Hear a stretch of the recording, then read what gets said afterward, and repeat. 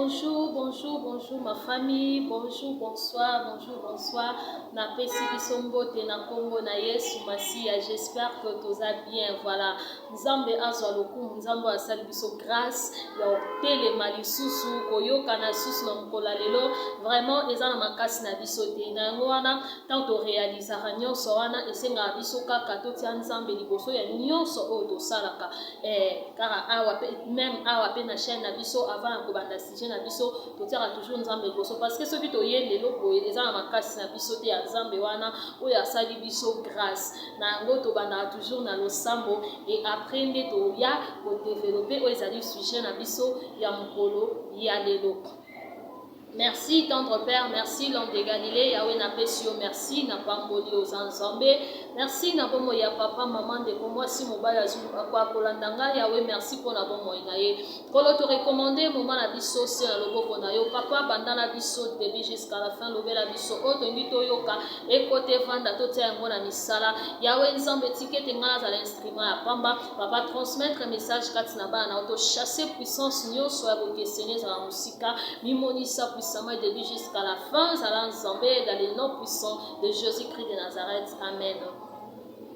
Vraiment, nazo senga na biso ka to s'abonner yo ona no s'abonner te vraiment maman a bien abonné yo s'abonner yo mtola na nga maintenant ko s'abonner te s'abonner na yo pe mtozo li ba ko lelo ba liboso akola na maman bi en tout cas s'abonner nzambe wana akozanga te na kopambola yo to s'abonner to liker to partager to commenter pourquoi pas ba commentaire na bino et ko salanga bien et ko salanga vraiment malamu nzambe apambola bino. Voilà lelo to na sujet moko o tozo développer na prochainement tokokota lisusu tokodévelopper yango lisusu davantage mais lelo pe toyekolobela lisusu kaka mwa ndambu une partie après tokodévelopper yango j'espère par la grâce de Dieu na mikolo oyo ezali koya. Bamama na ngai basi ya mabala ezala yo za fiancé ezala yo zo se préparer pour na libala tuka na bengi bino boya bovanda to solola tozo solola likambo oyo sujet oyo eza très important pour na mwasi. Na bengi bino lelo ba femme de distinction, ba femme de solution. Voilà. Femme de distinction, femme de solution.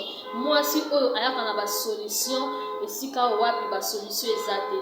Moi si oyo ayaka na nesengo esika oyo wapi esengo ezaki te. Moi si oyo ayaka toujours na bonheur esika oyo bonheur ezalaki te. Ba mama na ngai lelo penza na sujet ya kosolola femme de distinction, femme de solution. Non, on peut savoir un exemple à moi, Simoko, na 2 rois 4:8. 2 rois 4:8, on va bien femme de distinction. Moi, si on appelle ça solution, appelle ça sika na mosai na nzambe Élysée. Biso pe lelo ngai na yo lelo pe toza ba femme de distinction ou bien ngai na yo lelo singa na biso pe tozala ba femme de distinction. Cela veut dire moi si oyo appelle ça la solution. Vous savez une femme de distinction c'est d'abord une femme spirituelle. Moi suis asa spirituel parce que moi suis asa spirituel dans spiritualité wana donc ça veut dire que Saint-Esprit nde avant di katinaye bonzambe nde eza katinaye alors que moi si oyo asa femme spirituelle asa toujours moi si a ba solution parce que moi si déjà nengo oza wana ozaka déjà vision. Moi si on a vision pour sa provision parce que loko eza vision ezaka toujours na provision nango donc cela veut dire moi si on a provision ya libala na yo ya mobali na yo oza provision ya libala oza provision ya foyer na yo oza provision na makambo ebele donc cela veut dire une femme de distinction une femme spirituelle il faut pe azala pe na confiance en soi.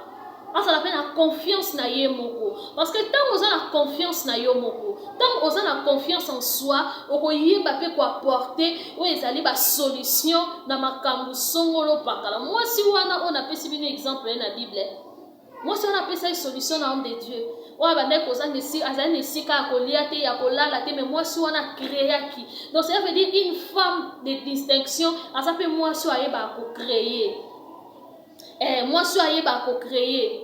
Et ça te car moi si une femme de distinction ça y a minorité ya kombote ya kolobate ya komila kisate, mais il faut pas mon appel misala non na maboko, il faut pas mon appel ba créativité na yo, il faut pas mon appel eloko oyo zo apporter en tant que provision oyo zali. Donc cela veut dire oza provision. Donc il y a des choses oyo kosenga ke esika oyo ye, il faut apporter bonheur, il faut apporter eloko ezangaki, eloko oyo ezalaki te.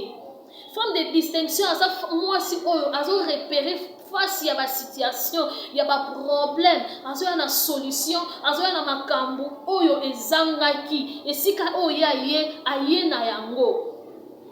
Tant yo yebi que ozo ma solution, tant yo yebi que ozo me loko moko ezangaki quelque part, donc yo moko faut avoir na confiance na yo. Kozala mutu atatonnement te, kozala mutu atanto plutôt te, kozala mutu o azangi sir na yete, est-ce que ko simba, est-ce que ko sala, est-ce que na sala, est-ce que na simba, est-ce que ko pesa. Déjà tant yo moko kati na yo, oza déjà na ba est-ce que c'est que et si ko okende o réussir te. Donc cela veut dire que il faut qu'on la déterminer. Il faut qu'on la déterminer, il faut qu'on ait confiance na yo. Il faut yeba ke naza n'importe qui te, naza n'importe qui te, naza mutu o naza na provision katinanga. Donc ba provision o eza katinanga, il faut na binisa yango d'une manière ou d'une autre. Donc femme de distinction, ça veut moi suis à créer aka. Ko créer même na ndaku na yo. Même dans l'entourage, même dans le salon, salaka. Donc cela veut dire que femme de distinction, ça moi si opé akanga mabokote, asa moi si alukaka na lolengi ya malam, na lolengi ya mabete. Parce que soto obito lukaka awa, ezate ko kei soki pa banani, okyo luka soki nini, obi na la terre kuna mama dia baki photo lukaka me luka na kasa ki bonzambe, lukaka me lukaka na confiance na yo moko, lukaka me lukaka na vision oyo zana ngo en tant que provision oyo zali. En tant que provision yozali. Donc cela veut dire moi s'il faut omiyeba, moi si il faut yeba que ça provision, moi si il faut repérer, moi si il faut apporter et loko o esangi place yozali na ba solution. Maman nanga to ko bandote ya makambo mbetu lelo tilobi moi si na mbetu foza la boye, moi si na mbetu foza la boye. Oui, c'est très bien. Et ça bien, ça fait partie à mariage, et ça va devoir à ça va devoir conjugal. Mais il faut moi si amiye banang. Parce que même yo mo so ko mi yebite même na mbeto ngo po ko fute na yo. Ouais, OK, ça est longa malongati. OK, ko fute. Donc cela veut dire faut yeba nan kati na yo moko za nini. Oza nani? Et ozo bimisa, o bimisa nini? Ozo pesa nini? Maman ko se sous-estimer te. Moi si ko se sous-estimer te, komitia ka ba est-ce que la likambo oyo mosa te to na kati ya vie na yo te. Faut longola ba est-ce que il faut longola ba découragement, il faut pe oyeba conduite na yo, mutu nini oyo ozotambola na ye, mutu nini oyo ozana ye na entourage na yo, mutu nini oyo azo conseiller yo nini po o perdre ba valeur na yo te, o perdre ba oyo yo ozana yango te. Qu'on perde ma vertu na yote à cause peut-être ya biyoka yoka ou soit ya ko se sous-estimer. Donc cela veut dire moi si il faut omiyeba. Une femme de distinction, asa moi si ba solution, asa moi si asa ba valeur, tout d'abord yemoko asa ko se valoriser d'abord. Comment ko se valoriser? Donc cela veut dire il faut oser en écoute à Saint-Esprit. Il faut oser une femme spirituelle, il faut oser une femme travailleuse, il faut oser une femme créative, il faut oser moi si oyo azomema et sika oyo ezalaki te. Autant yo ye, oye a quelque chose oye ko ajouter, oye ko bakisa et sali et loko et moi ni na miswa batu. Et moi ni na miswa batu. Femme de distinction. Femme yaba moi si yaba solution. Moi si yaba solution. Maman papa outi tant sou musala ye et simbite ba cop si tout ba mibalo ba sala ba cop chaque jour cop et simba terre. OK, we pe simbite cop et simbite. Maintenant moyen na ndako. Ayabi ke na tika ki une femme de distinction kuna. Donc cela veut dire le long de simbite. Ne na okende bo na okuta solution. Ne na okende bo na okuta quelque chose de précieux. Oye kolongolanga stress, oye kolongolanga souci, oye kolongolanga loko. Femme de distinction azape moi si o encourager à mobali na Maman yo zawana kata mobali ana mbongo nde gentillesse. Chérie na ngai aussi si ba kombo nyonso ya bolingo. aussi ici so ko koti na salle de bain na na chambre mi boaki osali bo po bala zala ka wana moi e amoko na poche chérie zo bakisa bo somba bo po edike poche za kotonda mais une fois que mobali azana ngote une fois que mobali a chité moukier allez moi c'est à changer caractère non on a femme de distinction femme de distinction il faut que pas encourager mobali na yo il faut que pas couper ça et force parce que yo ndo za provision na ye yo ndo za provision na ye dans côté na ye et ça net moi ko kita moukier moi baisse sali dans côté na ye moi chite sali yo za force na ye yo ozawana po encourager ye ozawana po pesa e force ozawana po créer o lia na ba solution o pesa o sala esika o wapi ezangaki une femme de distinction femme ya ba solution moi si ayaka na ba solution une femme de distinction ça moi si o avant ça makanisine na kata ndaku azotala eloko nini ezangi il faut na mema nini il faut na sala nini il faut na créer nini pour na mema quelque chose il faut na luka nini pour na mema quelque chose il faut na sala nini pour vide oyo ezala ya kozipama ezala ya kozipama oza une femme de distinction mi pesa valeur na ba langage na yo eloko nini oyo bimisaka langage nini oyo lobaka ba langage ba propos nini oyo tenaka face ya mobali na yo to pe ya kati na ndaku na yo mama il faut oyeba ke yo ndenge oza canal la bénédiction samba ko le au travers yo pour ayeba na ko mema quelque chose bénédiction moko na kati ndaku mais tant yo oza canal la bénédiction yo oza porte ya bénédiction oza na ba langage ya mabe oza na ba propos ya mabe oza ko se sous-estimer oza na manque ya confiance na yo ozo yeba te eloko nini faut osala nzamba oleka à travers yo ndeni kwa visiter kwa sala kati ya couple na yo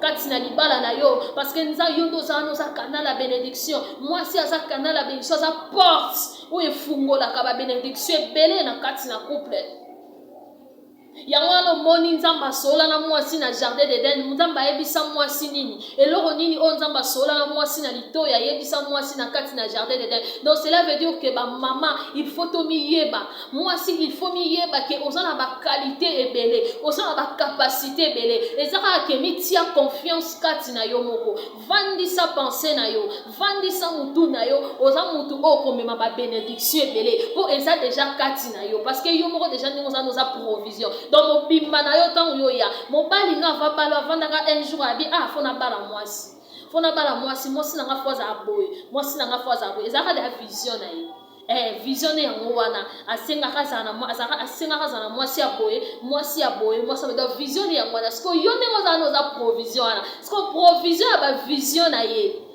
oza provision ya ba vision na ye donc provision memaka nini amemaka ebele donc oza na ebele kati na yo femme de distinction, femme ya ba solution, femme spirituelle. Moi si ayebi ko sola na nzambe mama kolekisa ka tan nyonso na ba distraction te. Ba bilo mokilo esila na ngote e banda lelo ti esila raté e osila rapete. Voi même lelo to moment ba bilo mususu eleka kala.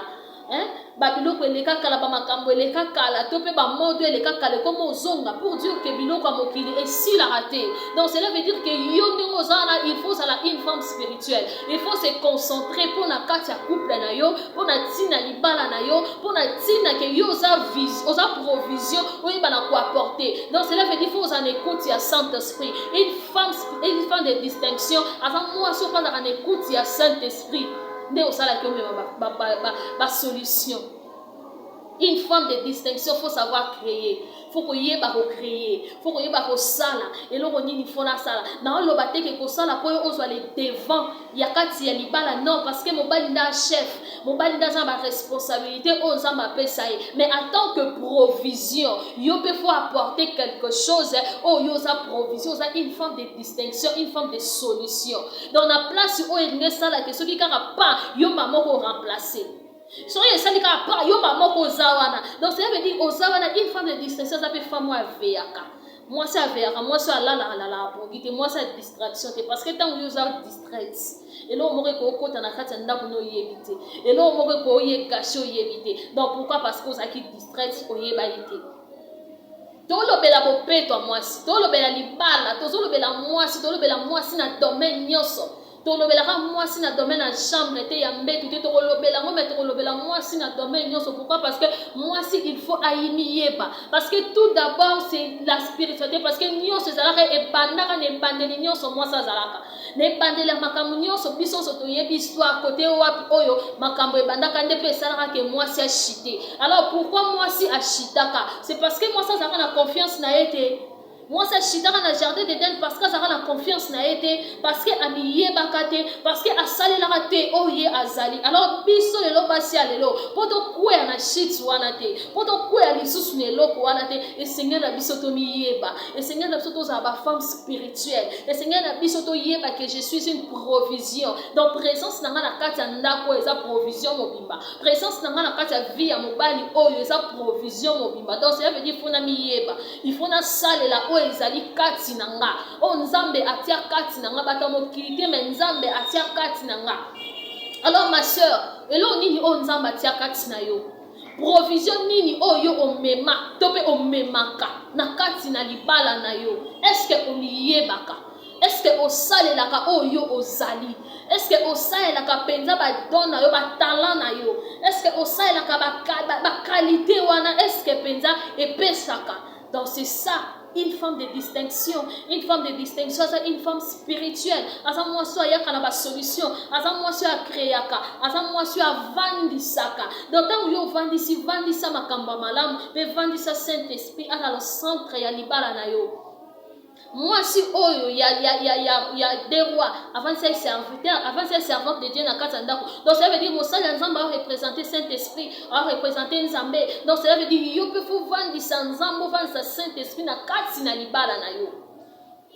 Et oyeba nini oyo zo sala, nani oyo ozali. C'est ça une femme de distinction. Pour ça quand moi c'est pas distraction te. Pour ça là moi je suis maman lo kwa mo pepete e na sala bo sali e to kende bo kei e to zonga bo sali ozo yeba te oza déséquilibré. Moi si une femme de distinction faut équilibrer à la carte na il faut yeba ko se tenir, il faut yeba nini oyo sindi pilier na yo eza nini, base na yo eza nini, na kati na ndako na yo yo moko za nani, oze loko nini oyo ye nango. C'est ça une femme de distinction. Eza mwasi oyo miyebi, eza mwasi oyo ayeba ko conseiller mobali na ye na moment favorable. Natango esengeli, une femme de distinction, asa mwasi azana ba sagesse ebele, asa mwasi azana connaissance ebele, asa mwasi oyo ayeba ko conseiller mobali na ye, asa mwasi oyo ayebi ko vandisa eloko malamu kati na ndako na ye. C'est ça une femme de distinction. Ya on a lobaki to ko développer yango prochainement. Lelo tozali kaka to koti kaka mokie wana, en tout cas to ko développer biloko ebele. Ba mama ngai na oyela bino ka makambo mbetu ya chambre te na oyana nyonso. Donc quand il s'agit de spiritualité, tu es na spirituel. Quand il s'agit de Bible, tu es quand il s'agit de bopé, tu moi si tu zali. Il y a des années, moi si tu zali. Donc il faut moi si amiye bana ba domaine nyoso. Il faut moi si azaya okoka. Il faut moi ça za okoka. Parce que moi si tout le monde a femme vertueuse, ben loge au mobile na pe ça e bele wana. C'est parce que moi si wana okoka. Pourquoi pas biso pele lo ba mibali na biso ba pe sa biso ba loge belé. Donc nous sommes capables. C'est juste que photo miye kaka il faut yeba auto zali to vandisa nyonso ya biso en place et to ozanga en tout cas mibali ba ozanga te pe ko pesa biso ba éloge lokola mwasi o nzamba pambola bino. Merci prochainement pour développer les sources davantage aux sujet na biso wana ezaki introduction to enango lelo prochainement pour yeba les sources ko yeba na ko développer tozanga te ko s'abonner tozanga te ko liker ko partager ba commentaire na bino pe et ça langa bien et nzambe wana azanga te na ko pambola biso. J'espère que to kutani prochainement nzamba lola a pambola biso. Abonnez-vous massivement, partagez, likez, commentez. To kutani prochainement. Bisous, bye, merci beaucoup, que Dieu vous bénisse abondamment. Merci.